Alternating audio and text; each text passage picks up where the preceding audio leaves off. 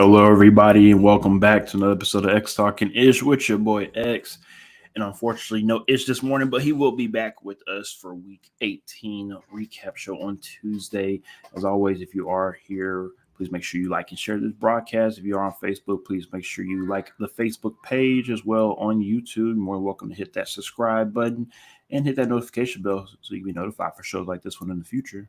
Ding! Thank you for that, Ish. And as well, check us out on Periscope at XTalknIsh, aka X, aka Twitter. You know that website. Go ahead and check us out there as well. I went ahead and retweeted it on my personal page at X_Williams81.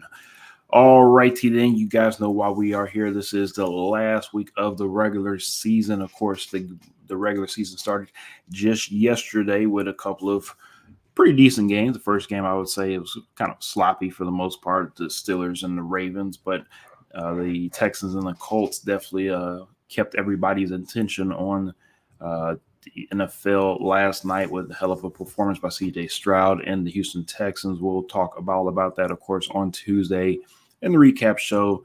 But for today, of course, we are pregame, or we are going to pretty much talk about most of these games, not all of them, but so most of the games that are of importance, because some of these games will, of course, determine playoff implications, especially one of the Texans' AFC rivals with the Tennessee Titans and also the Jacksonville Jaguars. Depending on the outcome of that game will determine a lot in the AFC. So it'll be interesting to see how that all plays out. Of course, again, if you are in Houston, you know the implications. That's the reason why you have people like Fractured Walnut that are trying to hop on the Titans bandwagon for today. I'm going to be completely honest with you guys. Might not be hosting a home game for the playoffs next week, but we'll see how everything plays out. Let me go ahead and get right into the thick of things. Let's start with the Buccaneers and Panthers. Unfortunately, the Panthers really haven't had the season that they probably wanted. It is what it is. We're just going to go ahead and just tell it how it is. Buccaneers, I expect them to take care of business, even though they are on the road. I do expect them to win this game. Panthers really, of course, aren't playing for anything, but except for pride and making sure that you get that paycheck.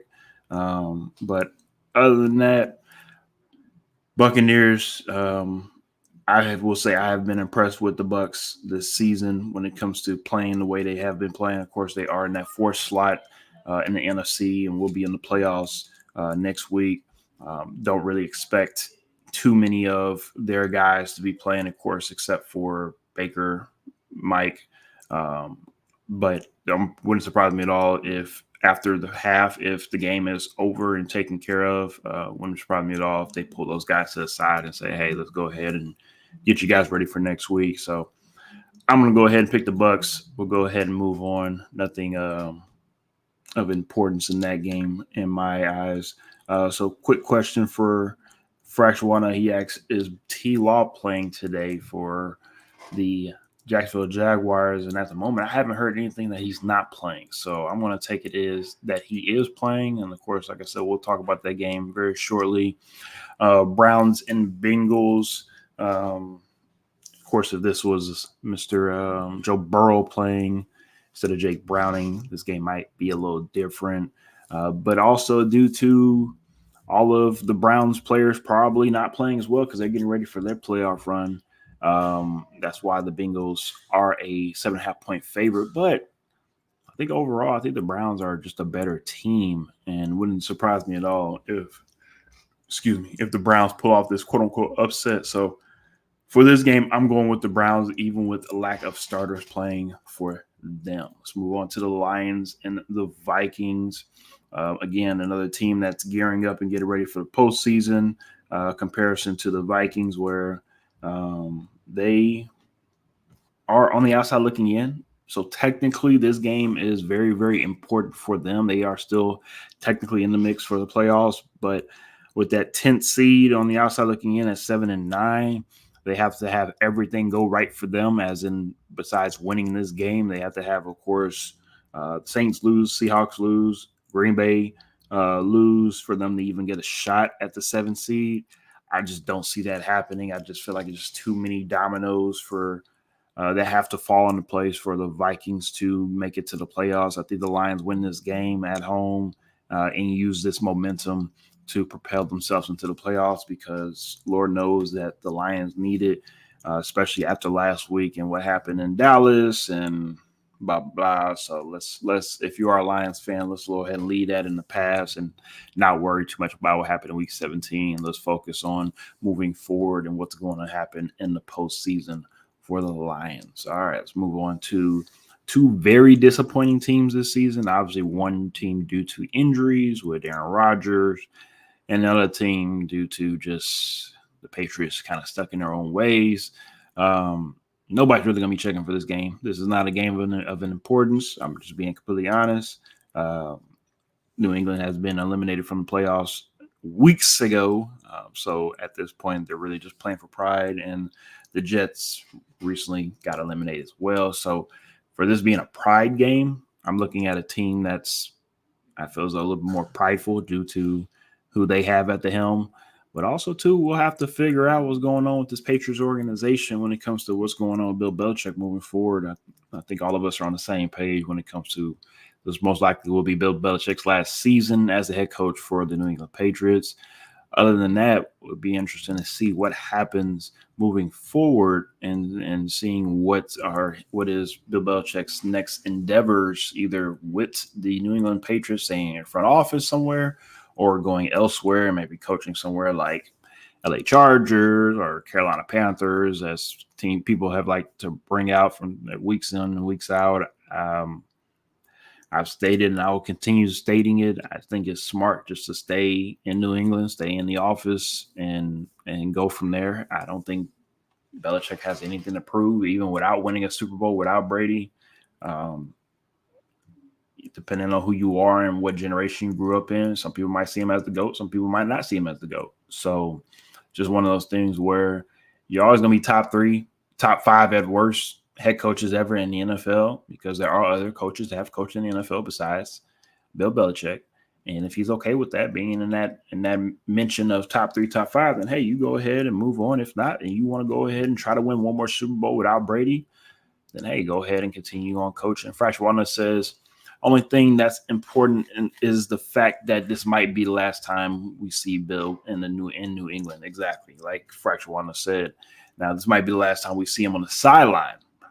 Technically, like I was stating earlier, he might still be in New England as a member of the management group. So, again, we'll see how this all plays out. We'll talk more about that in the offseason, but spending too much time on these two bad teams. So let's go ahead and move on to two other bad teams, the Falcons and the Saints, two teams that have done nothing but I think I would say their fan base is down this season, especially with the Saints and their underachieving self this past season, and the Falcons with a lot of talent just don't want to utilize it the correct way for whatever reason.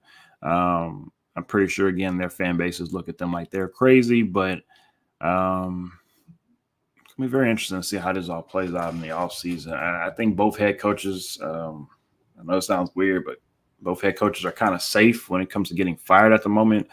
Arthur Blank has already given his support when it comes to bringing back Arthur Smith, so I don't see him getting fired anytime soon. And Dennis Allen, I mean, it is easy to let him go, but who would you replace him with? I mean, there's other coaches out there to replace him with, but I don't know what they want to do in New Orleans. Like, I'm not understanding the next 3 to 5 years of projective where they want to be, I should say, where they're trying to get to.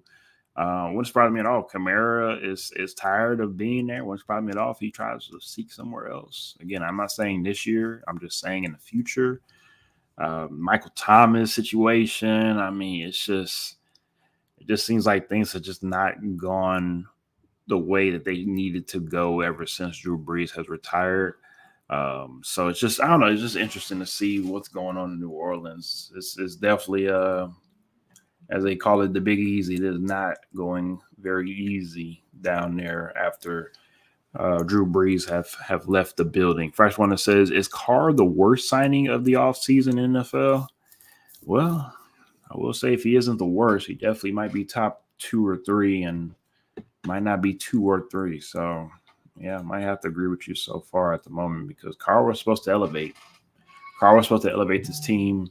Has not done it so far. This won't do it because the season's over with now. But yeah, I was definitely expecting a lot more from this team from Derek Carr. Get him a new fresh start somewhere, and just did not pan out at all. All right, let's get to the game where, again, if you are here in Houston, this is the game that you are focused on at that 12 o'clock slot because this will determine a lot for the Houston Texans. Either will you go on the road to play a team, again, depending on where you're slotted, 6 or 7, or will you be able to stay at that 4 slot, that 4 seed and host a playoff game, most likely against the Browns if things were to stay as they are.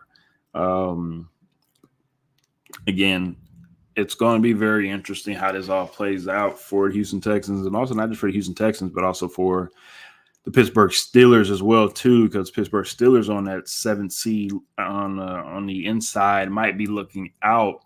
So you have 2 teams that historically don't really care for the Tennessee Titans, but today are going to have to kind of root for them to ensure that the Houston Texans get them a home playoff game, and then also the Pittsburgh Steelers are able to make the playoffs in general. So, with that being said, I do have the Jacksonville Jaguars winning this game. If that is the case, then that means Jacksonville Jaguars will win the division, and Houston Texans will move down, again, most likely to the 7th seed, depending on what happened with this Buffalo game, but most likely to the 7th seed.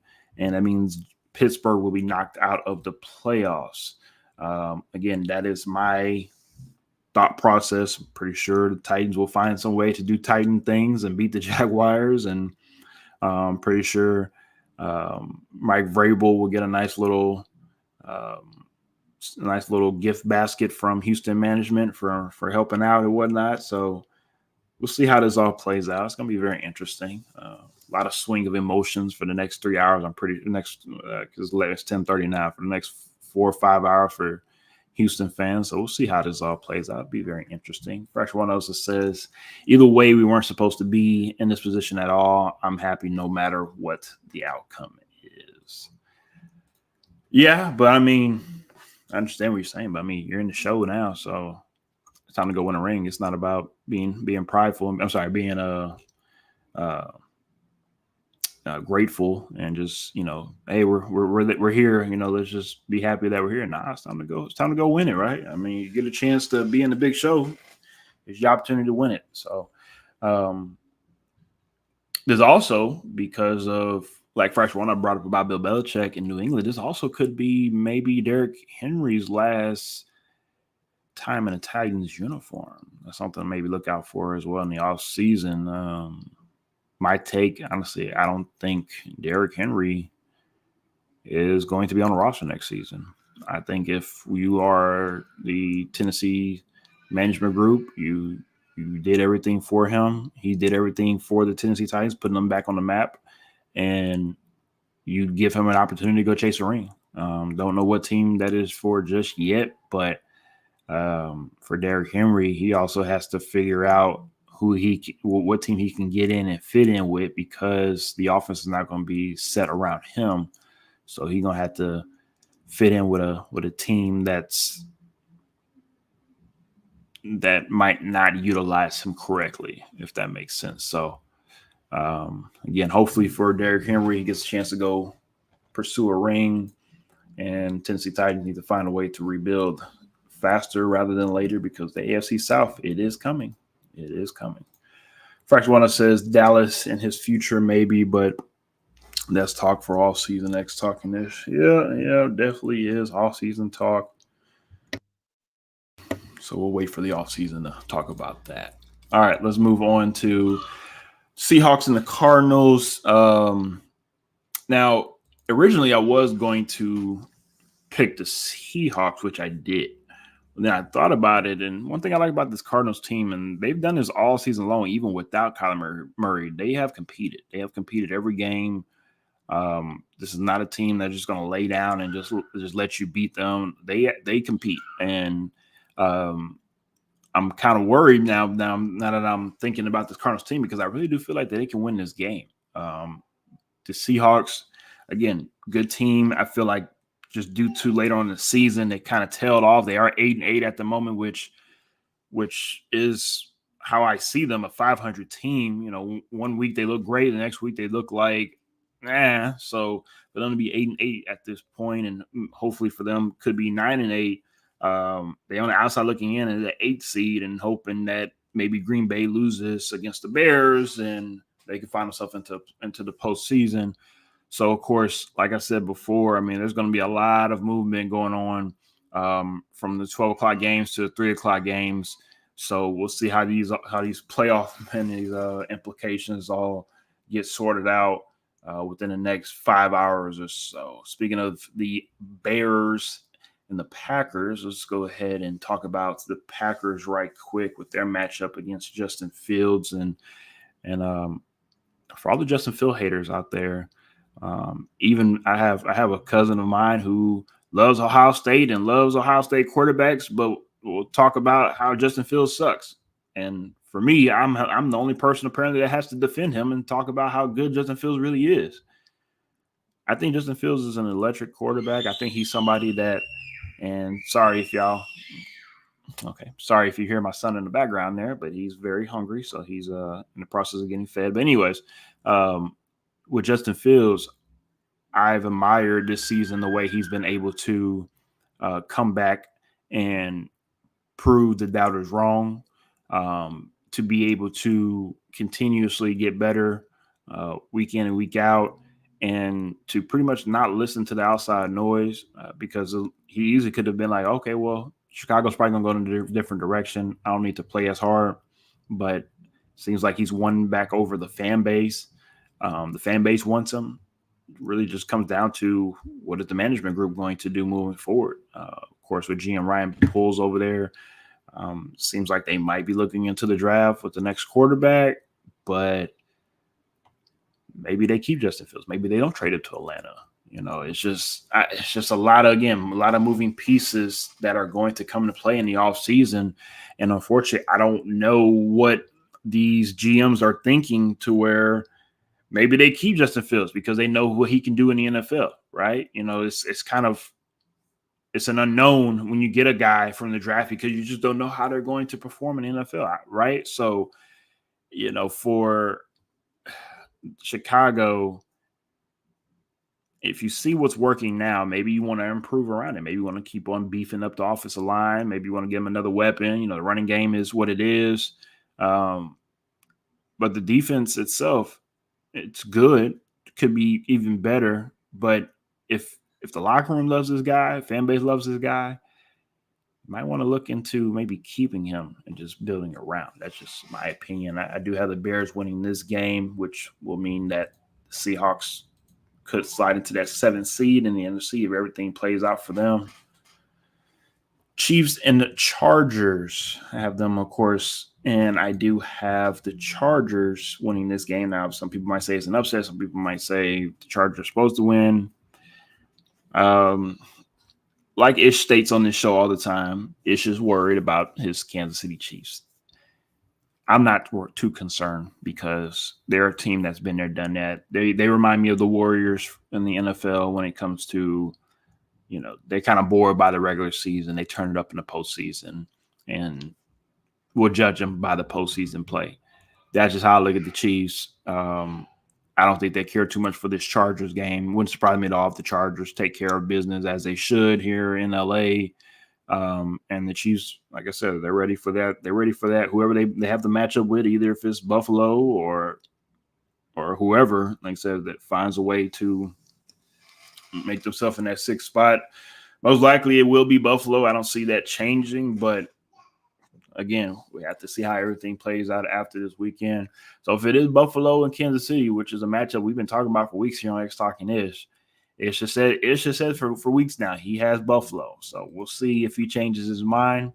Um, I got Kansas City until Buffalo can prove me otherwise that they can take care of Kansas City at home, which they have before. But again, I want to see it in the postseason. So see how it all plays out. One thing about the playoffs, it just brings smiles to my face. It just because playoffs are where legends are born. If you watch this game long enough, it's not about what you do in the regular season anymore. It's about what we're doing in the postseason. Don't get me wrong. Numbers in the regular season, they matter and they look good and they're this and they're that. Madden numbers, I got that. But for certain elite athletes, you're judged on what you do in the postseason. Why do you think we look at Dak Prescott a certain way, right? Why do you think we are still questioning Lamar Jackson when it comes to his play in the postseason? Why do you think I have all the faith and confidence in the world in a guy like Joe Flacco because he's already proven himself? But again, that's something we'll talk about in the pre-show of next week's post-game, or for in this week's pre-game show for the postseason. We'll talk about that later on, but for the postseason, I need you guys to step up and show us that we can rely on y'all. Broncos, Raiders, two teams that, they are who they are. Two teams that are limited from playoffs, but also two teams that are kind of going in two different directions. You got the Broncos. They had brought in a new head coach, Sean Payton. How we all know how that all happened, right? So the Broncos are where they are now, and most likely will move on from Russell Wilson in the offseason. And it'll probably be Sean Payton's team to lead moving forward, and we'll see from there. But also for the Raiders, this is their second opportunity to try to get it right once again with another interim head coach with Antonio Pierce, and to see if the Raiders do right by Antonio and keeping him, because it seems though the fans like him, the players, of course, in the locker room like him, and he is a person that encompasses the Raider way. So I do have the Raiders winning this game, but the real win for the Raiders will be if they decide to keep Antonio Pierce as their head coach moving forward, because it doesn't matter if as we see just a couple years ago, if the fan base and the players like a head coach, it all comes down to Mark Davis and who he decides to be the head coach moving forward. Fracture One also says, I could see Russ in a Raiders uniform next year. I don't know if it's thought or though, but I think it was dope. But anyways, I don't know right now.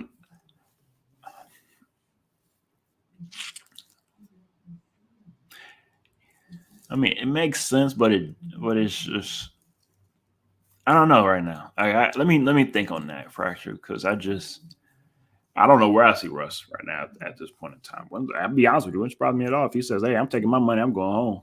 I'm out. Y'all enjoy.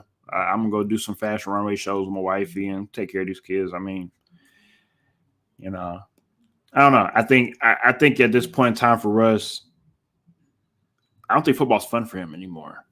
Like I've watched him since North Carolina State. I'm a big Russ watcher from a while ago, and he doesn't play like he's used to when it comes to just enjoying the game. And once that joy of the game fades away, you as a player starts to fade away from the football field as well too. Fresh Wanda says, I want to see Peyton fail now the way he handled this situation. I agree. But, as always, as I say, don't pray on people's downfalls, karma, all that fun stuff, blah, blah, blah. I'm just trying to be a devil's advocate here because I do feel the same way. I do want that motherfucker to feel the wrath, but I'm going to leave it alone. We'll discuss that in the offseason. All right, Eagles, Giants. I'm not going to spend too much time on this. Of course, Giants are where they are. Eagles are where they are. Eagles, this should be a warm-up game for you guys to get ready for the postseason. Don't mess this up. Let's go ahead and move on. Rams versus Niners. Now, yes, even though the 49ers are a favorite and they are in San Fran for this game, I do have the Rams pulling off the upset today. Excuse me. I do have Puka breaking all of the rookie records when it comes to receiving with catches and yards as well too in this game. And I know that a lot of Houstonians are excited for CJ Stroud and D'Amico Ryans and feel as though that everybody deserves awards, which rightfully so. If Puka gets his record, I don't think it's just as easy as giving CJ Stroud the Offensive Rookie of the Year award just yet. I think this is going to come down to, you know, how Puka performs in this game because he has played very, very well all season long. So again, no, not knocking CJ Stroud at all, but because of the 2 games that he missed, that might be a blemish. But like Ish and I talked about last week, because he did miss those 2 games and the Texans were where they were, that might help CJ Stroud's case. So again, we'll see how this all plays out. Again, I know how the NFL is when it comes to giving quarterback awards. So yes, I do know. Fractuana says, but look at JJ rookie year, and they still gave it to Herbert. Yes, I do know. Unfortunately, a lot of things are quarterback awards, so we'll see how that goes. But also, I was talking about offensive rookie year award, not just overall rookie of the year award. But I got you though, boss. I got you. All right, Cowboys versus Commanders. Again, I'm not gonna spend too much time on this. This is a Cowboy warm-up game. Get ready for the postseason. Y'all should take care of business, even with being on the road. And I'm pretty sure most starters for the Cowboys are not playing. So take care of business, Cowboys, and we'll see you on the postseason. And we'll wrap it up today with the last game of the regular season, the Bills versus the Dolphins. This game is actually probably one of the most important games as well, too, because this can determine the division and also postseason implications in general, because Dolphins could go from the Bills can go from being either the division winners or going to be out of the playoffs in general. The Dolphins, they will be in the playoffs no matter what, if they win the division or not. They'll be in the playoffs, but there's a lot bigger of a game for the Bills. So with that being said, I do have the Bills right now winning this game and winning the division. So if that's the case, Bills will be number 2 seed. The Dolphins should drop down to the number 5 or 6, again, depending on how it all plays out with the Browns and the Dolphins when it comes to the Browns when it comes to their game. If they lose their game, if they win, they should be fine. We should be fine at 5th seed, and then the Dolphins should be in that 6th seed. But again, it could be a lot of pandemonium going on this weekend when it comes to seeding, depending on, of course, who wins and lose. So that is it. That is all, guys, for Week 18. The regular season is over after this Bills and Dolphins game. We are into the postseason, the real season, the fun season of football. We appreciate y'all always for tuning in to XTalknIsh during the regular season. But, hey, it's time to turn up now, baby. We're in the postseason. We are here. We are about to watch some fun football. And I appreciate y'all, as always, for tuning in to XTalknIsh. We will see y'all on Tuesday here to recap Week 18 and talk about these postseason matchups. So we'll see y'all on Tuesday here at XTalknIsh, 9 o'clock Central Time, 10 o'clock Eastern.